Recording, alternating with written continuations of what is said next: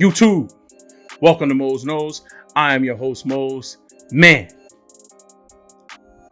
was that a week one or what? Was that a week one or what? I'm excited, man. Let me introduce the show again. I am Mose. Welcome to Mose Knows. Here on this channel, we talk football 24/7, 365. As I told you on the other videos, we will be starting this series throughout the season where you're getting 2 episodes a week from me. You're getting my recap, and then you're getting my lead up into the next week. So we didn't do a lead up for week one. From here on out, we will be doing lead ups on Thursdays. We'll talk about the upcoming games, what some things we should be looking for, some key matchups. And then on Tuesdays, what you're getting today is the recap. And man, is that how you start a season? Is that how you start an NFL season? Listen, how the week started and how it ended was amazing. It started with the Cowboys versus the Bucks.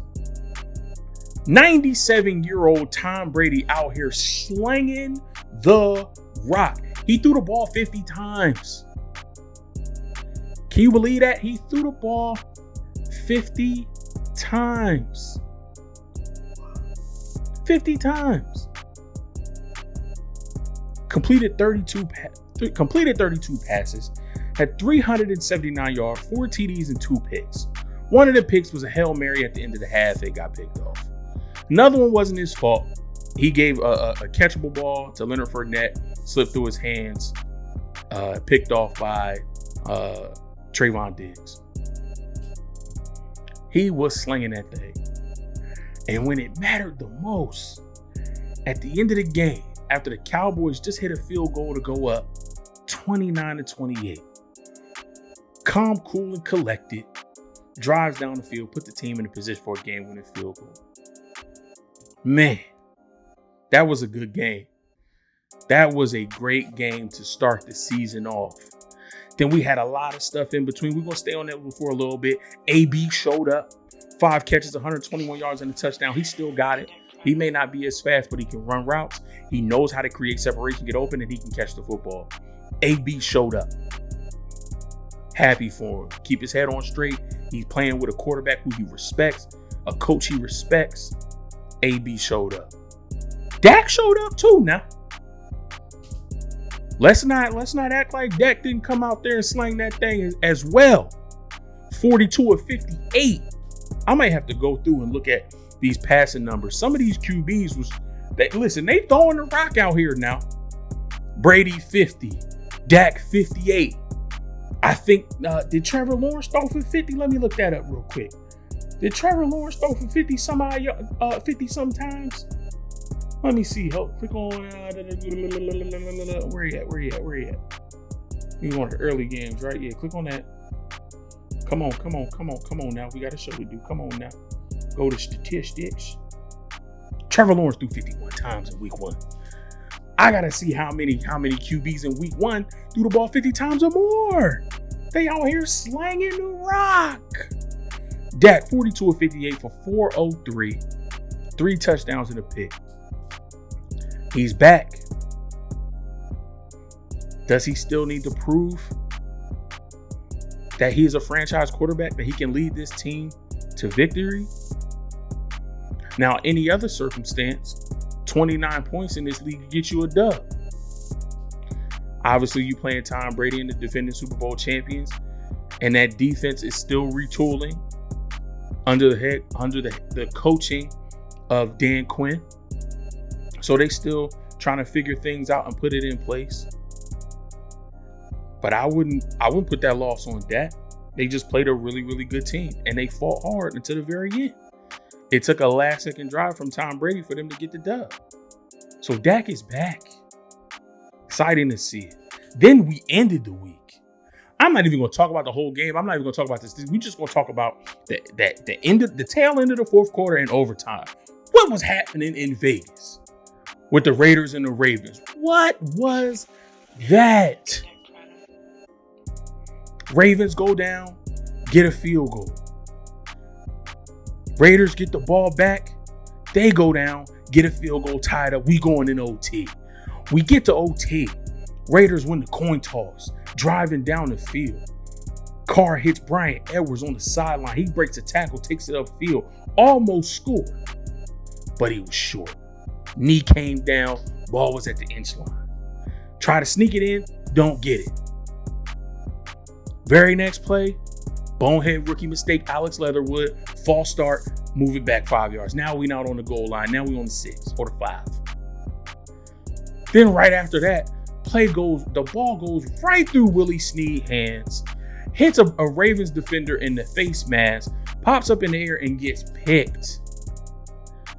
Raiders had it in the bag. And it was almost Raiders doing Raider-like things. Fudging the game up. Can't sneak it in on the 1. False start. Interception. Ravens get the ball back. Jack trying to make some things happen, and he fumbled the rock.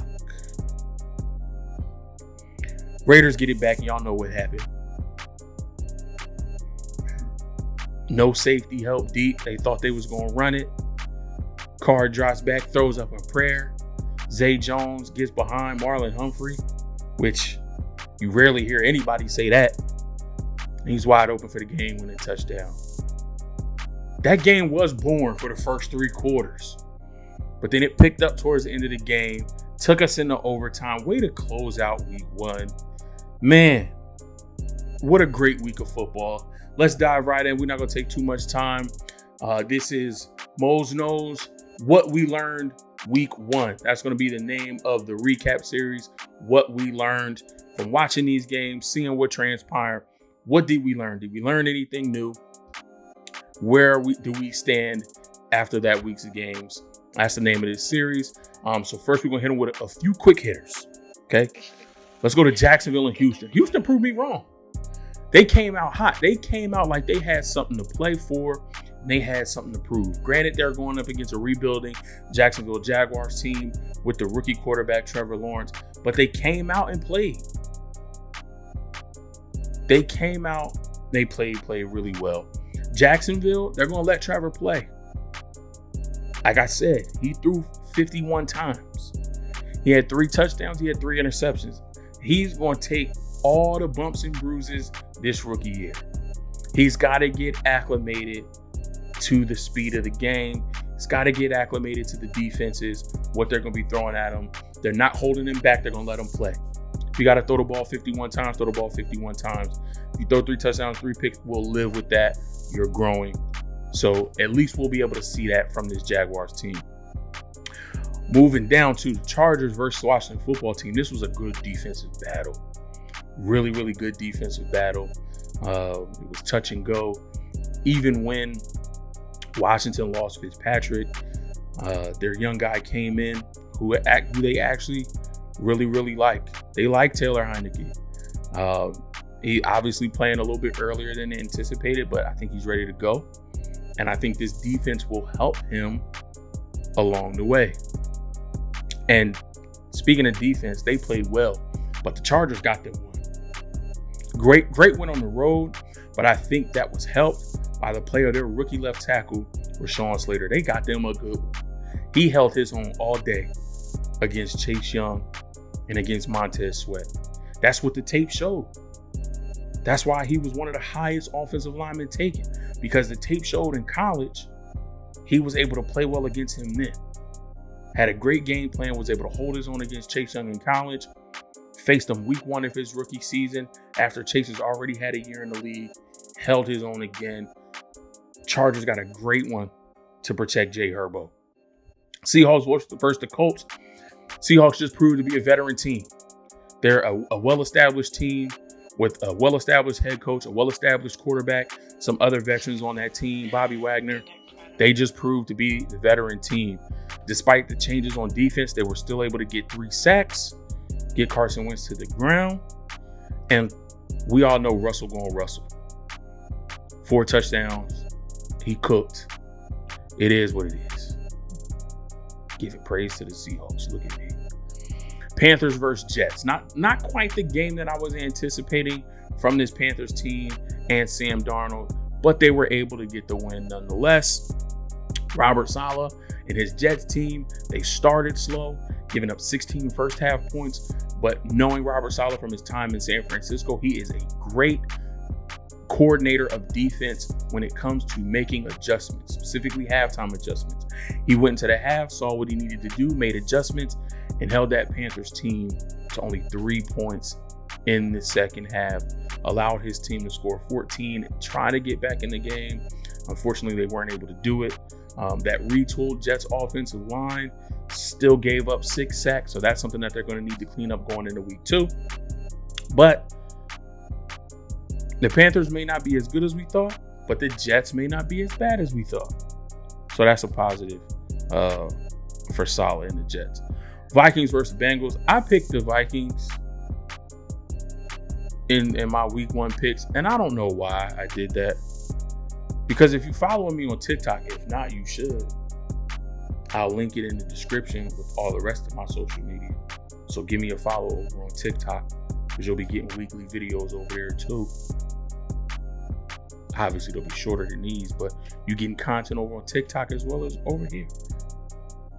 So check the Linktree link in the description. It'll have links to all my social media accounts. Go give me a follow over on TikTok. I greatly appreciate it. But I said on TikTok that this Vikings team is good on paper, but inconsistent on the field. And the Bengals handled business. Got a dub. Now, I said that the Bengals were going to be somewhat solid this year. They're not going to be a playoff team. They're in a tough division. Probably the second toughest division in the NFL. Maybe the third. But they're in a tough division. So they're not making the playoffs. But they'll be better than what people expect. At the very least, they're going to be a great offensive team. I don't know the issues that Jamar Chase was having in preseason, but he didn't have issues dropping the ball on Sunday. Joe Burrow found T. Higgins. Joe Mixon was getting mixy in the running game, like I did that. So this Bengals team gonna look nice. They're gonna look nice. Don't sleep on this Bengals team. Eagles versus Falcons. Hooray! Philly looked good against the Falcons. Relax. It's the Falcons. Next. Broncos versus Giants. I really expected the Giants to come out and play a little bit better than they did. But Denver was the better team on Sunday. Love the player Teddy Bridgewater. Daniel Jones didn't look terrible. And his offensive line only gave up 2 sacks. So let's allow Saquon Barkley to get his legs a little bit under him. A little bit more. The weapons, obviously Sterling Shepard played a solid game. Hopefully he can stay healthy and be consistent over this season. They got Galladay, Kadarius Toney, although he had 2 catches for -2 yards. I guess he was trying to force it and make too much happen. But, this Giants team usually starts slow and they pick it up towards the end of the season. Hopefully they can, start a little bit faster this year. Dolphins versus Pats.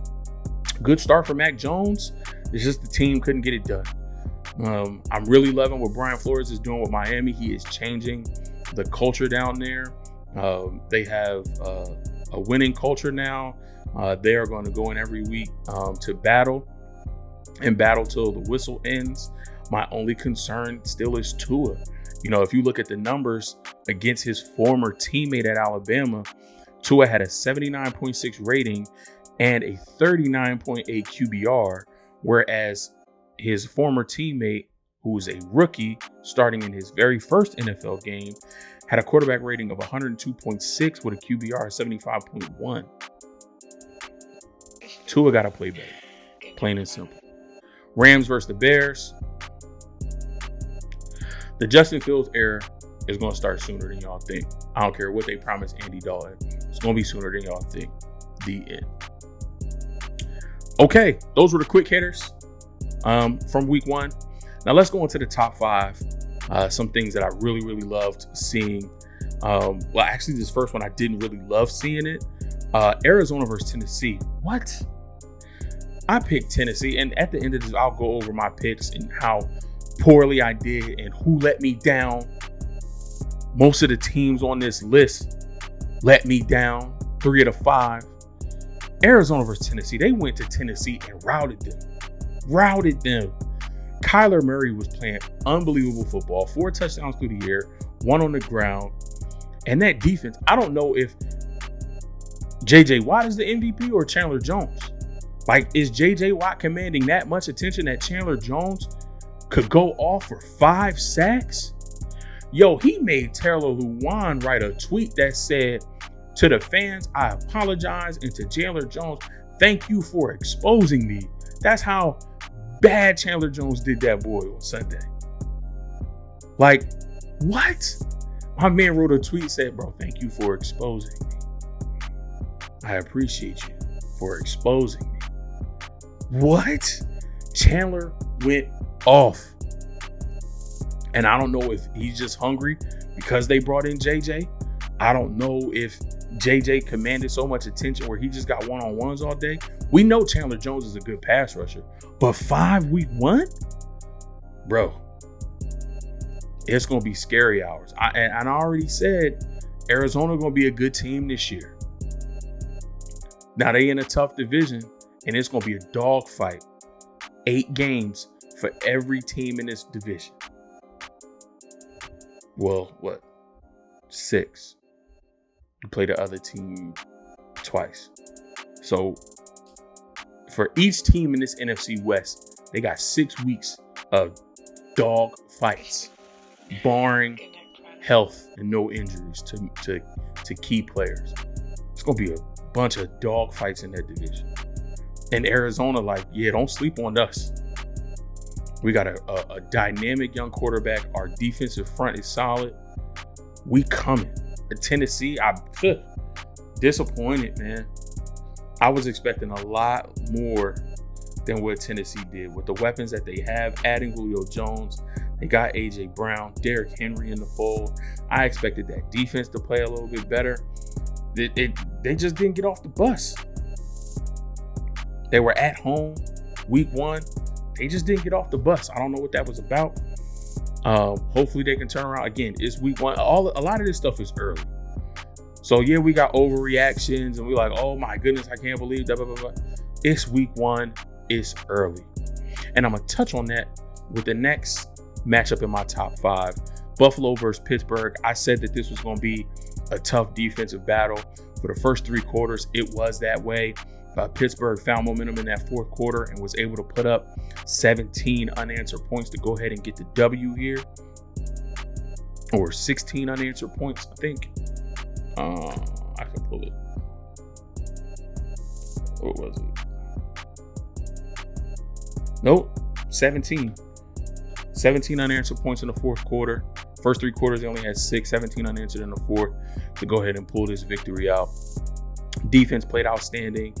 I told y'all, TJ Watt, don't stress about his contract situation. They're going to get that taken care of. He was on the field and showed why he deserved that money. Got a strip sack of Josh Allen. Special teams was able to block a punt, return that for a touchdown. That helped swing momentum as well. But like I said, you got to temper expectations. The Pittsburgh Steelers always start hot. They started 8-0 last year. And then down the stretch of the season, it was like, who is this team? So it's week 1. You make assumptions. You can kind of gauge or guess trends, but it's a long season ahead of us. But it was a great defensive battle. Maybe one that we see again come playoff time. And I would love to see it again. Give Josh Allen another crack at this Pittsburgh defense. Awesome game. Awesome game.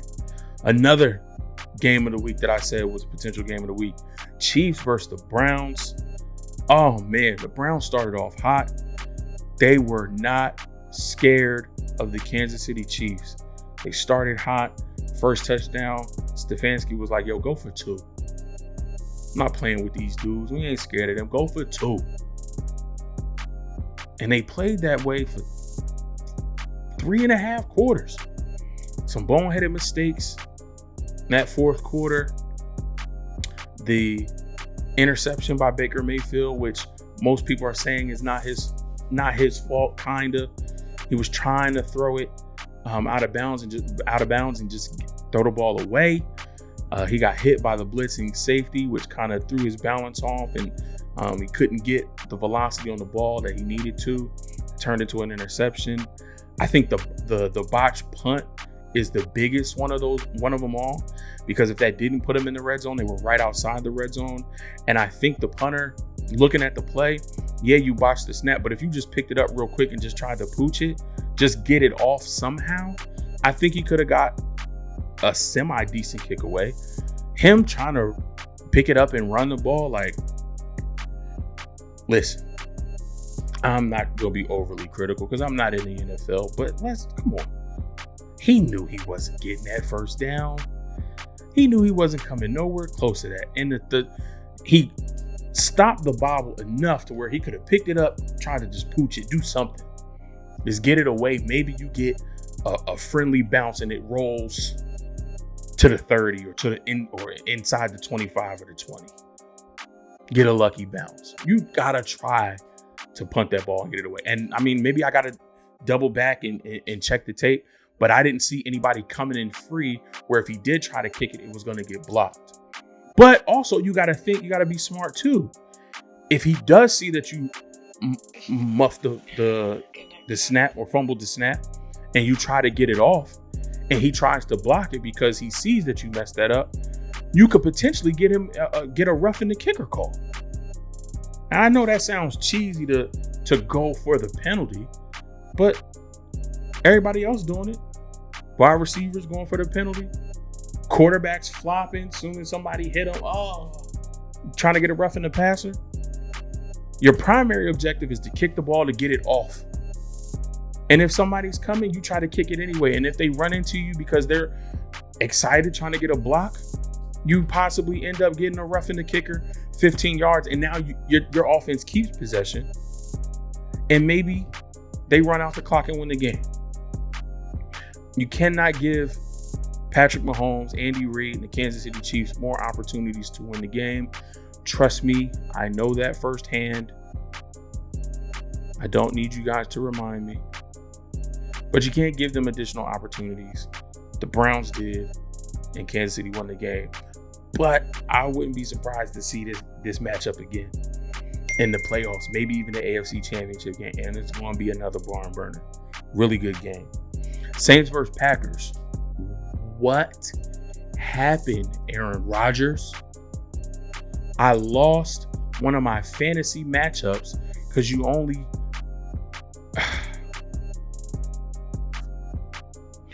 You did nothing for me. I could have started Sam Darnold, and Sam Darnold gave me enough points to win my fantasy matchup. But of course, I'm not going to start Sam Darnold over the reigning MVP Aaron Rodgers. Now, I know you like to tell people, relax. RELAX. Relax.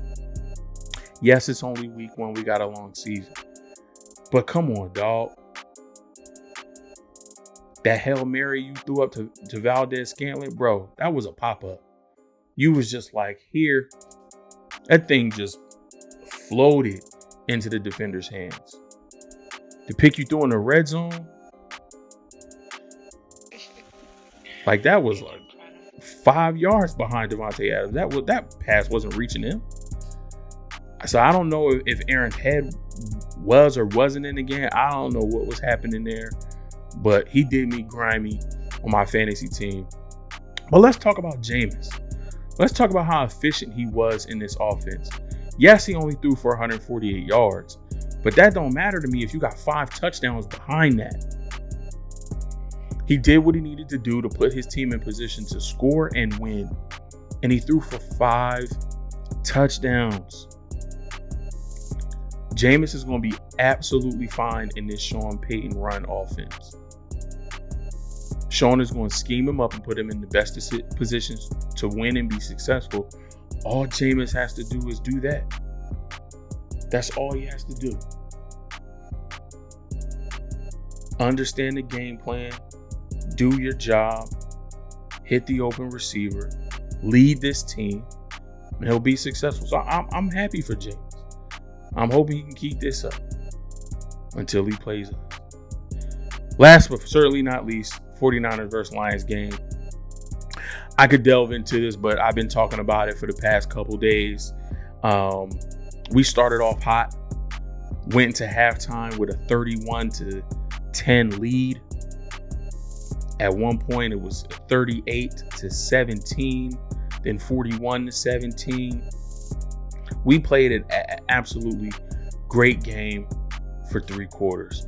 Jimmy Garoppolo looked above average. He didn't look great, but he threw for 315 yards and a touchdown. He didn't turn the ball over, wasn't skittish in the pocket or scared to get sacks, thanks to our offensive line, who only gave up 2 pressures the entire game. They kept him upright in the pocket, and when he's upright and he has time, he's efficient. Raheem Mostert went down. Young boy Elijah Mitchell came in and ran crazy. Defense, it looked worse than it was, okay? Let's just say it looked worse than it was. There was a couple of big gashing runs, but both DeAndre Swift and Jamal Williams together had 20 carries for 96 yards and 1 touchdown total. If one running back had that, okay. But for both running backs to have 20 carries and 96 yards and 1 touchdown together combined, I think defensively, we did what we needed to do. Jared Goff, I think he was another one, threw over 50 times. Goff threw the ball 57 times. 57 times. And of those receptions, the tight end TJ Hockenson had 8. And then the running backs, DeAndre Swift and Jamal Williams, had 8 catches apiece. If you throwing 57 times, completing 30 plus of them, and 16, 38, 16, so a little bit under 50% of your completed passes go to running backs, I'm good with that. That means you dinking and dunking all the way up the field. You might get 1 or 2 chunk plays, but they didn't get enough. Now, obviously, there was the meltdown at the end of the game. Let them score. George Kittle muffed the onside. They scored again. We got the ball back. Deebo Samuel fumbled. They had another opportunity. Listen, if you ask me, I think Kyle Shanahan and the rest of this team almost had a little bit of PTSD from last year. Jason Verrett goes down with an ACL injury, and this team is like, here we go again. Last week, early in the season, week 2, we lose Nick Bosa to an ACL injury. A few plays later, we lose Solomon Thomas to an ACL injury. I believe that same game, we lose Jimmy Garoppolo to the high ankle sprain.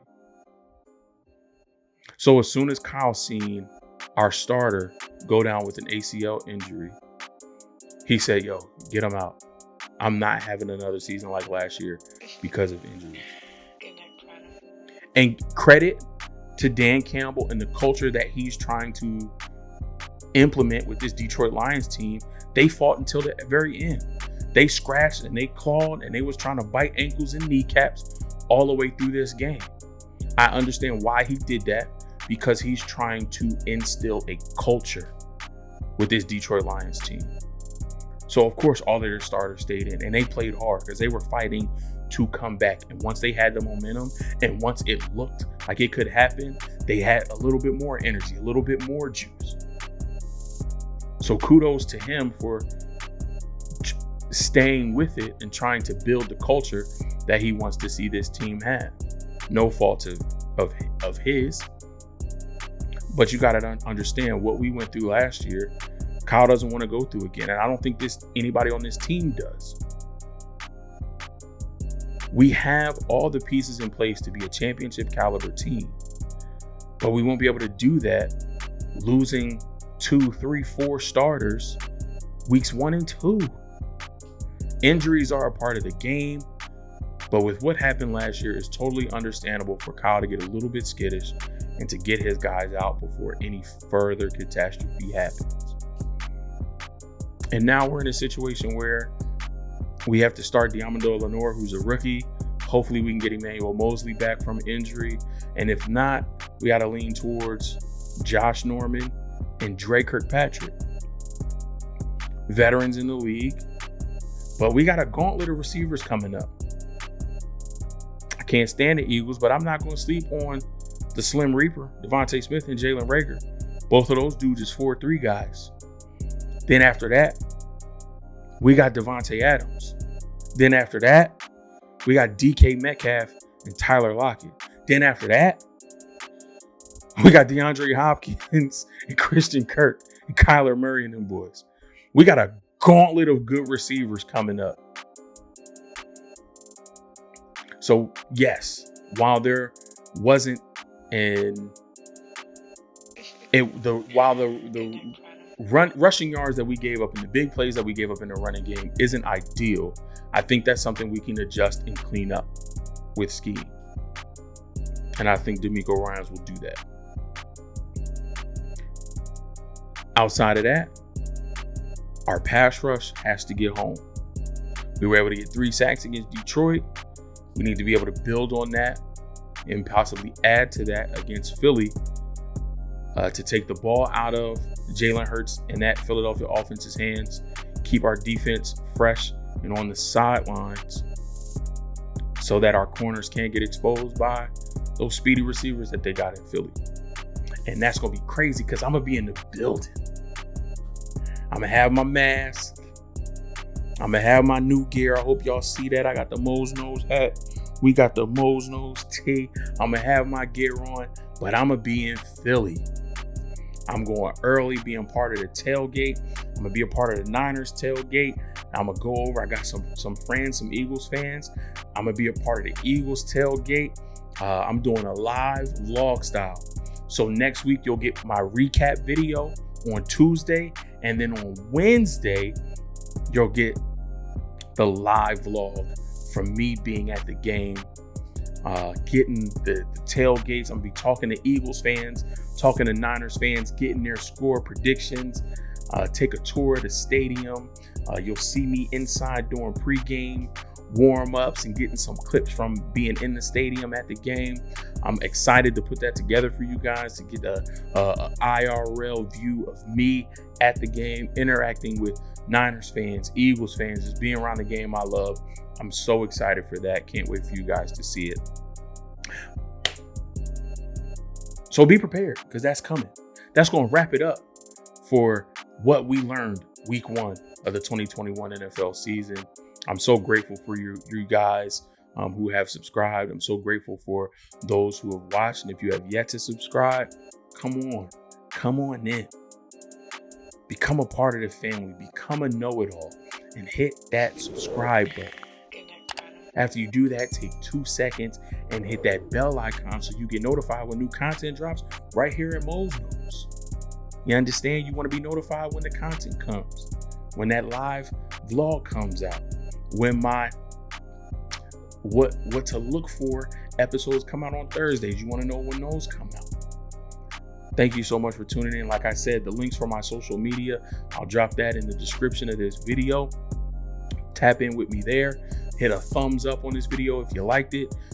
Drop a comment below. Tell me what you saw week 1, what you liked, what you didn't like. If there are things you're concerned about your team or somebody in your division, tap in with me in the comment section. Let's talk about it. Let's keep these juices, let's keep this energy flowing as we head into week 2. Love and appreciate y'all, and I'll catch y'all in the next episode. Y'all be easy.